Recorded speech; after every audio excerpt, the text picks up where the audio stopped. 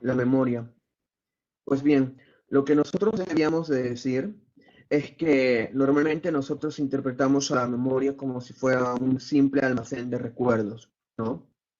Es decir, como nada más un baúl o como una biblioteca en la cual guardamos un montón de cosas. Entonces, cuando hablemos de la memoria, tenemos que dejar de lado esta idea que atribuye a la memoria una capacidad meramente pasiva. ¿Por qué? Porque la memoria tiene una función más activa que pasiva. ¿Por qué? Porque no solamente la memoria va a guardar recuerdos, también le va a dar forma a los recuerdos, también la memoria va a solicitar los recuerdos cuando sea necesario. Entonces, cuando hablemos de la memoria, vamos a definirla, y acá hay una buena definición que sintetiza bien la clase, como la capacidad de impresión, retención y reproducción de los acontecimientos vividos con anterioridad. Bien, impresión, retención y reproducción. A ver, cuando hablamos de retención, esto es bastante fácil. Cuando yo digo retención me refiero a guardar los recuerdos. Ahora, cuando yo digo reproducir los recuerdos, ¿a qué estoy refiriéndome? Mira, tú necesitas ahorita recordar, por ejemplo, una fórmula de matemáticas. Estás dando un examen. Y en lo que estás dando el examen, justo tu memoria pudo rescatar esa fórmula. De todos los recuerdos que tienes ahí guardados en tu memoria, producto de años y años de experiencia. Entonces, ¿la memoria es un simple almacén de recuerdos? No, para nada.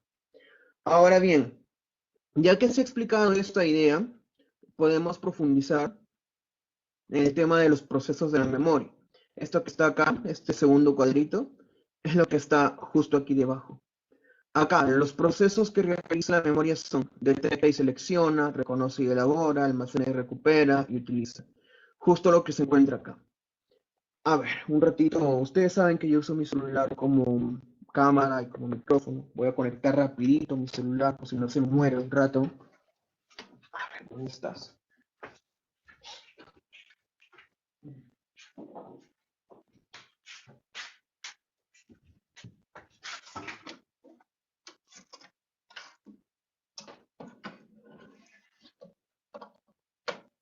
A ver, un momentito. Y listo.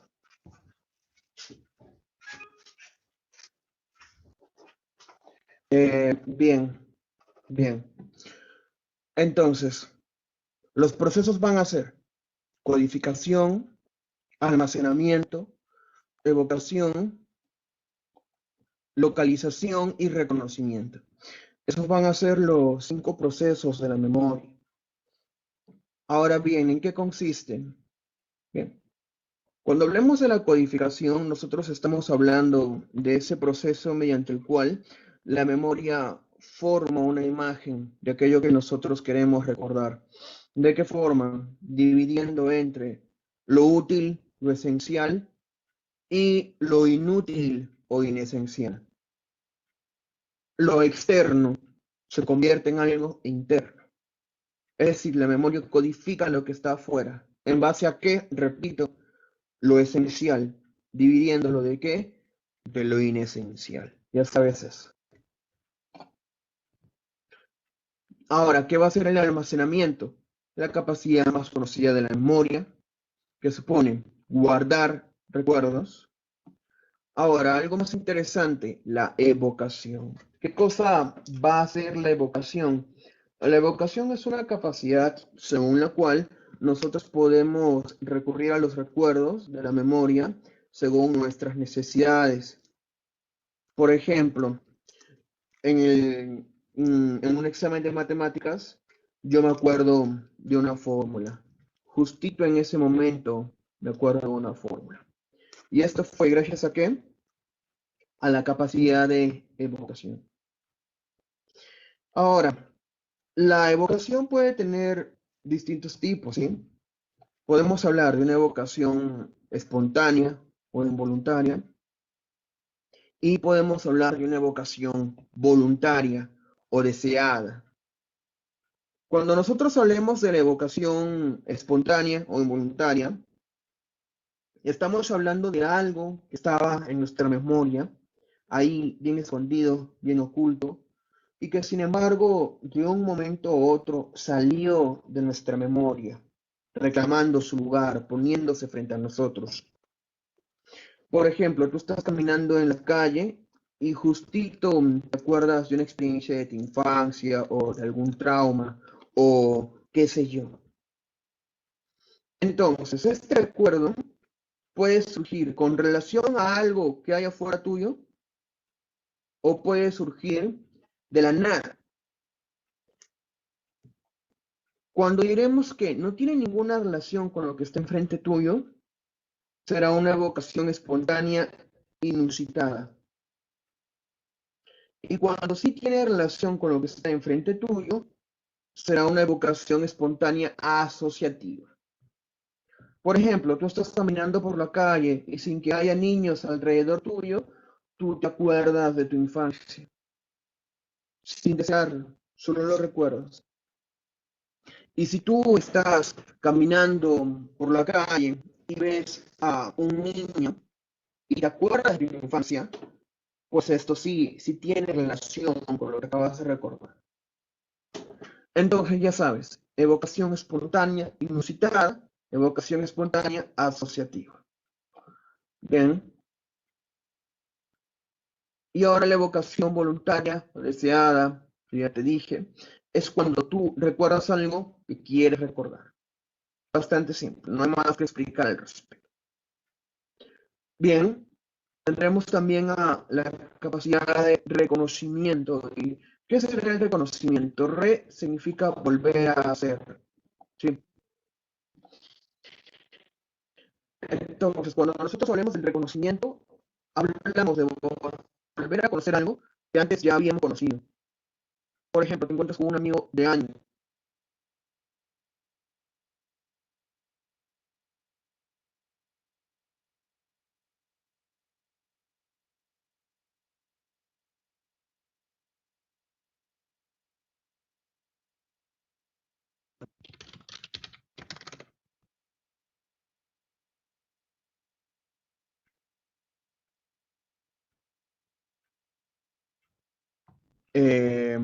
Sí, el micrófono está bien.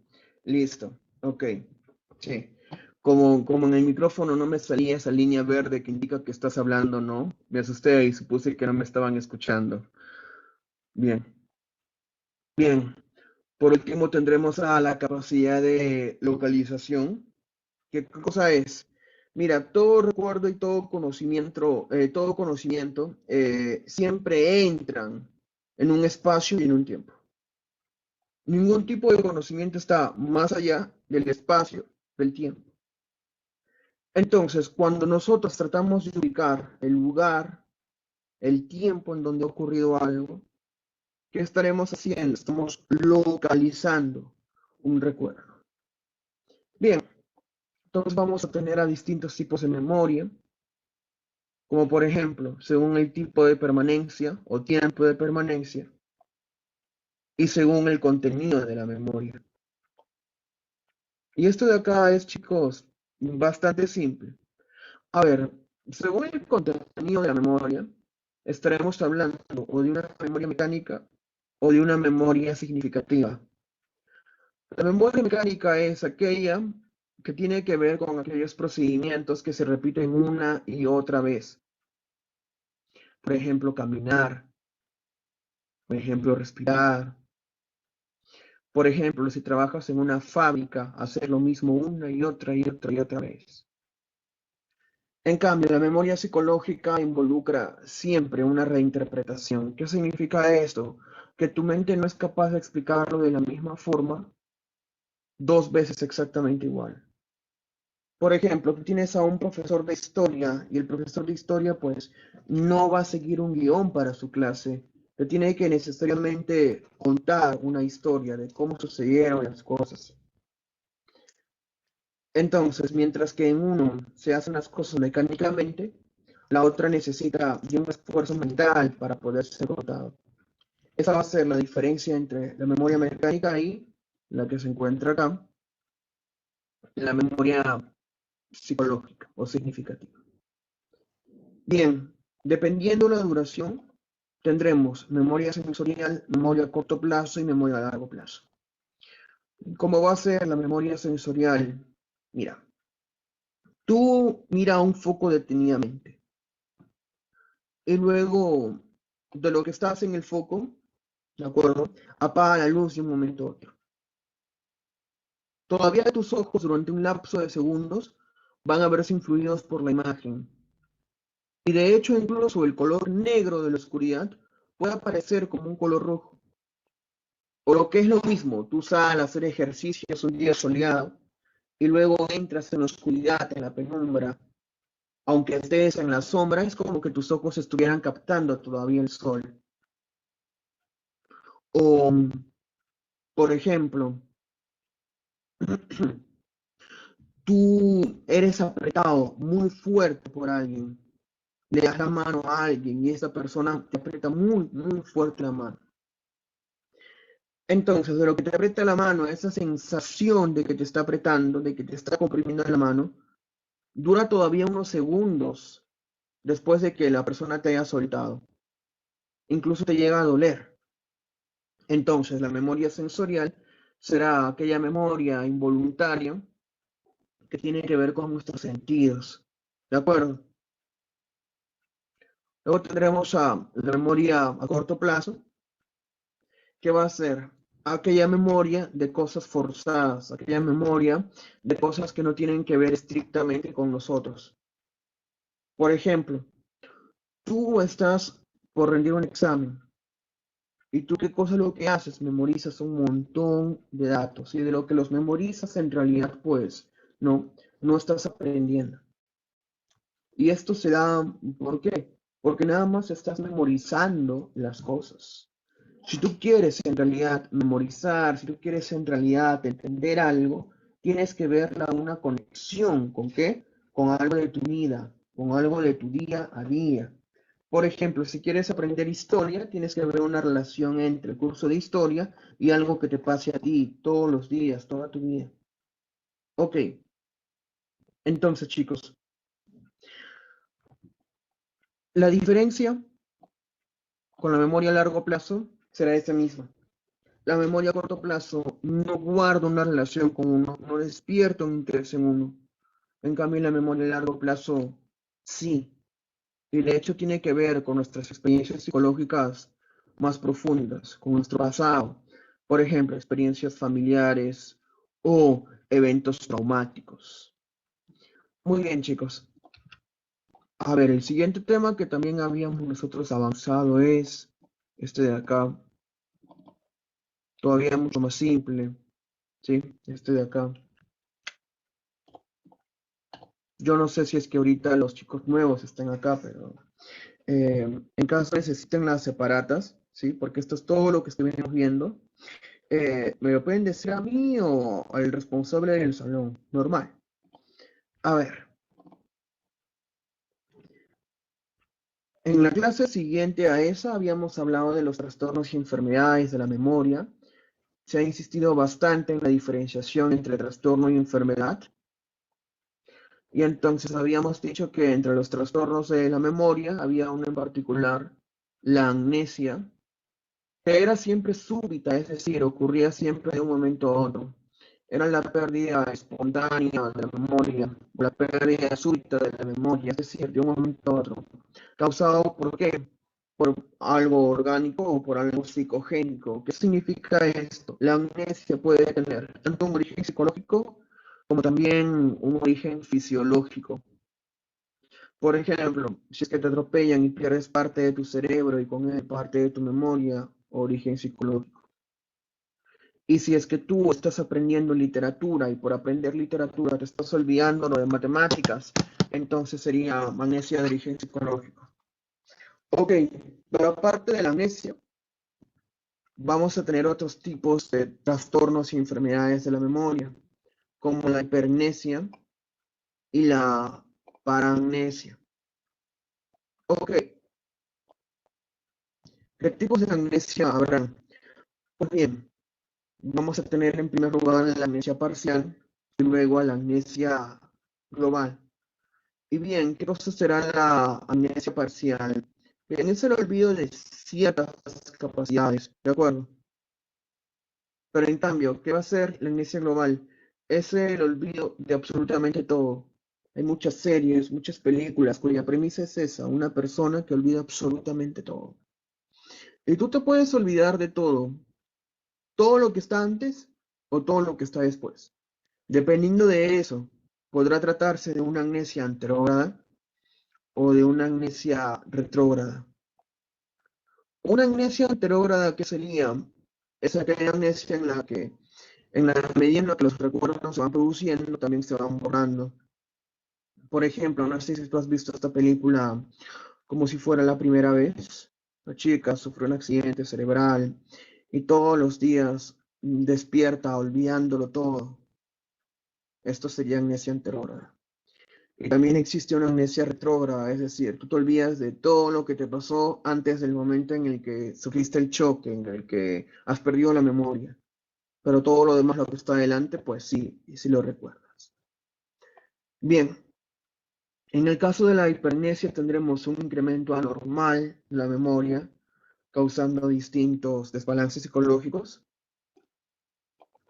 Y en el caso de la paramnesia, ¿qué es lo que vamos a tener? Vamos a recordar lo que no deberíamos recordar y vamos a olvidar aquello que no deberíamos olvidar.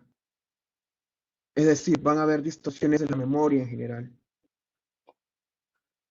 Y va a ser de dos tipos. Puede ser déjà vu o puede ser jamais vu. En el caso de recordar lo que no debería de recordarse, pues va a ser déjà vu. Por ejemplo, tú vas a un lugar nuevo por primera vez y sin embargo tú cuando estás ahí sientes que ya estuviste ahí. Entonces, ¿eso qué sería? Eso sería pues un déjà vu. Ahora, cuando tú algo que haces todos los días lo olvidas inusitadamente de un momento a otro, por ejemplo, yo tomo mi cafecito después de bañarme, me siento acá para dar clase y me olvido absolutamente de todo lo que tenía que decir, cómo hacer una clase. Entonces, eso será el fenómeno de lo nunca visto. Se olvida lo que no debería de olvidarse, es decir. Así que ya sabes, amnesia, paramnesia e hipermnesia. Ya lo sabes. Bien. A ver, otros temas también que habíamos visto eran este de acá, el pensamiento y lenguaje, bastante simple. Solamente había que prestarle atención.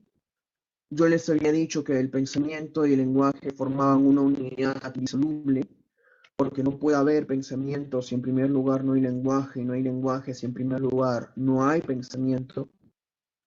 Les dije que eran capacidades complementarias. Y a ver, ¿qué cosa era el pensamiento y qué cosa era el lenguaje? Pues bien, para empezar, el lenguaje es un sistema de símbolos y signos socialmente mediado que sirve para representar de forma mediata nuestra realidad, con ciertas reglas de asociación adoptadas por un grupo social. A ver, simplificando, sistema de signos y símbolos. Por ejemplo, la letra A, la letra B, la letra P, la arroba, el número 1, el número 2. Esos son signos. Y los símbolos, por ejemplo, que el color verde en los semáforos significa avanzar, o que una calavera con dos huesos significa muerte o riesgo de muerte, que sirve para representar de forma inmediata la realidad. Es decir, representan las cosas que previamente existen al lenguaje. Por ejemplo, yo acá tengo un libro gordo a mi lado. Ayer estuve restaurando una Biblia. Y luego en mi palabra surge la palabra Biblia. Entonces, esa palabra sirve para poder calificar este objeto que se encuentra aquí en mi mano. Bien, ahora, con reglas de asociación aceptadas por una sociedad. ¿Qué significa esto? Mira, pues el castellano peruano varía del castellano de Venezuela, ¿no? O el castellano peruano también varía mucho del castellano de los españoles. O por ejemplo, el inglés americano se distingue mucho del inglés de un africano, del inglés de un australiano y del inglés de un británico. A veces hay hasta diferencias muy profundas que no te permiten entender lo que están diciendo. Entonces, dicho ya lo que es lenguaje, podemos decir qué cosa es el pensamiento. Ok, acá se dice que es un proceso psicológico socialmente determinado que nos permite representar de manera generalizada e inmediata nuestra realidad bajo la modalidad de conceptos, juicios y razonamientos, pudiendo manifestarse estos a través del lenguaje. Muy bien. El pensamiento es entonces una capacidad de organizar una realidad, de organizar la realidad, o sea, todo lo que nos rodea, por medio de conceptos abstractos. Y estos conceptos abstractos estarán jerarquizados, estarán organizados por medio de conceptos, juicios y razonamientos. Es decir, tú en tu mente tienes una idea general de las cosas y organizas todo por medio de ¿qué? De conceptos, juicios y razonamientos. Muy bien. Entonces, acá está justo lo que te decía, que hay una unidad entre pensamiento y lenguaje, que el pensamiento está compuesto de imágenes y de conceptos. Las imágenes son sensoriales, mientras que los conceptos son abstractos. Por ejemplo, tú te acuerdas cómo sabe el helado de fresa, ya eso es una imagen. Y tú sabes cómo fue el proceso de independencia del Perú, ya eso es un concepto.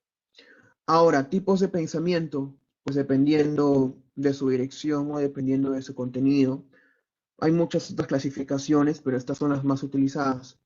Según su dirección, puedes tener o pensamiento convergente o pensamiento divergente. En el pensamiento convergente, ante un mismo problema, tendremos una misma solución. Por ejemplo, tú quieres solucionar una fórmula matemática, ya pues todo el mundo utiliza la fórmula. Ahora, un pensamiento divergente, ¿qué cosa será? Será un pensamiento en el que frente a un problema hay muchas soluciones distintas, hasta diferentes entre sí. Por ejemplo, ¿cuál es la forma de sacar al Perú del hoyo donde está metido ahorita? O por ejemplo, ¿cómo garantizarías la paz mundial? Pues todas las personas responderían de una forma distinta. Entonces, mientras en el pensamiento convergente hay convergencia, es decir, conexión, coincidencia, en el pensamiento divergente hay diferencias. Bien, también acá está, según su contenido, tal como te decía, podemos tener un pensamiento lógico o podemos tener un pensamiento no lógico.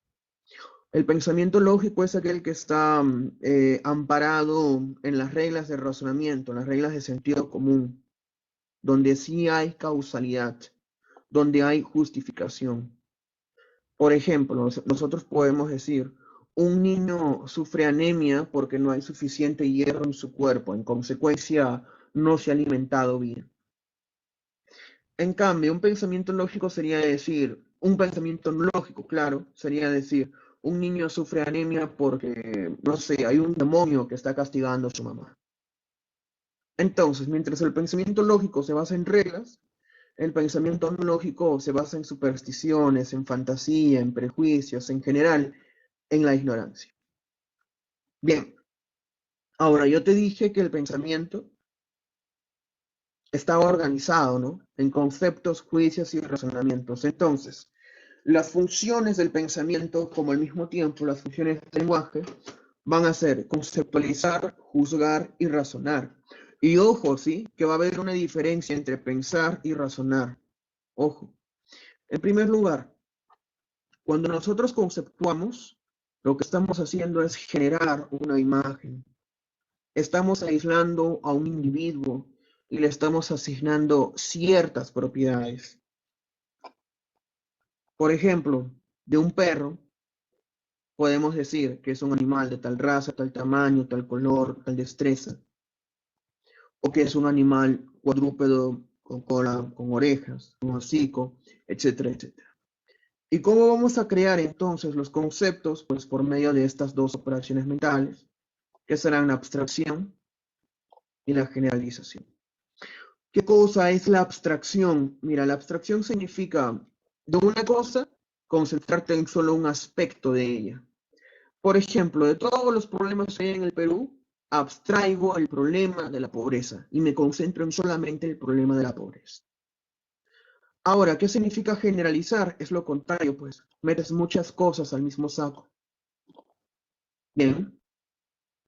Luego tenemos al juzgar. Acá no debe de ser entendido como juzgar moralmente o jurídicamente, ¿sí? Estamos hablando de juzgar como predicar. ¿Qué significa eso? Yo ya tengo un sujeto, que es el concepto, el perro.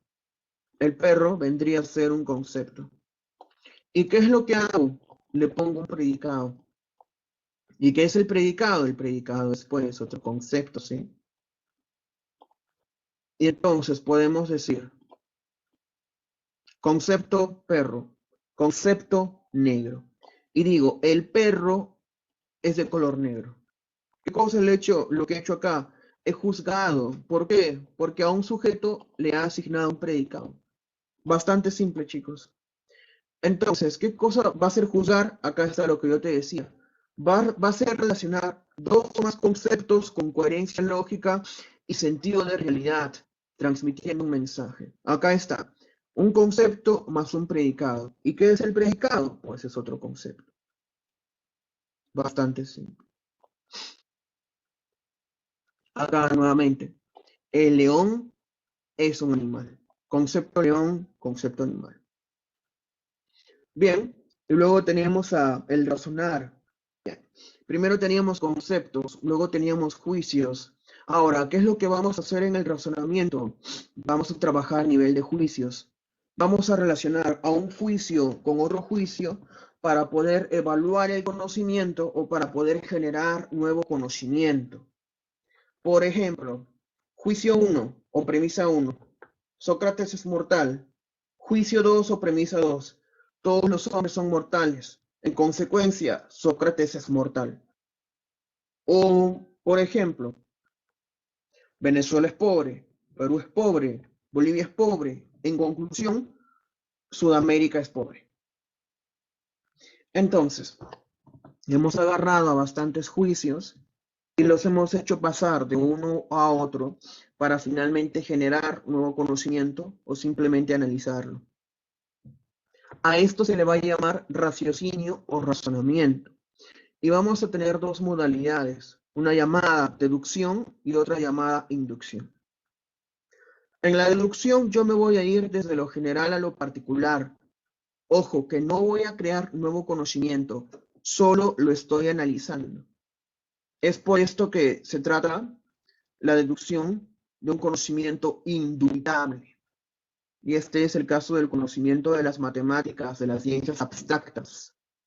Por ejemplo, todo médico es profesional. Si se dan cuenta, estoy partiendo de algo que es universal. Todo médico. Luego, algunas personas son médicos, en consecuencia, algunas personas son profesionales. Si te das cuenta de algo universal, he pasado hacia algo particular. Ya. En cambio, ¿cómo va a ser la inducción? Pues bien, la inducción va a ser distinta. En la deducción íbamos del universal a lo particular. En la inducción vamos a ir de lo particular a lo universal.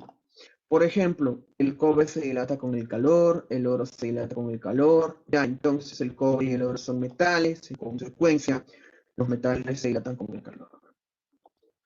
Otra diferencia que hay entre uno y otro es que mientras la reducción es indubitable, o sea, no puedo dudar de ella, en cambio en la inducción sí puedo dudar de ella. La deducción no crea nuevo conocimiento, en cambio la inducción sí que crea nuevo conocimiento, bajo el riesgo de que de equivocarse, porque se trata de un conocimiento de tipo probabilístico. Ojo con ese. Bien, chicos, entonces hemos concluido ya todo lo que quería presentarles. Son 6:58, pero no nos van a dar 2 minutos, ¿sí? Para poder avanzar otro tema. Miren, les voy a pasar, ¿sí? Lo que se ha hecho. Es todo lo que ya se ha visto, pero de todas formas se los voy a pasar. A ver, un instante. Es esto. esto.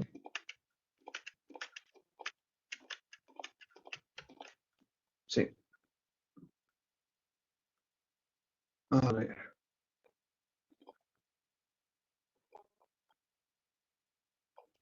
ahí va todo lo que estuvimos avanzando. Eh, Creo que está disponible ya en su plataforma, no lo sé. Pero de todas formas, lo estoy volviendo a pasar. Como les estaba diciendo, esto es un repaso. Próxima semana vamos a hacer 2 horas enteras de RB, ¿sí? Pero esto ya no va a ser a modo de repaso, sino digámoslo así, a modo de simulacro. Díganle a sus compañeros que por favor vengan, ¿sí? Todos ustedes se van a cuidar, por favor, sigan manteniendo las precauciones. Yo desde acá les mando un abrazo a la distancia y les extiendo mis mejores deseos. Cuídense muchísimo, chicos.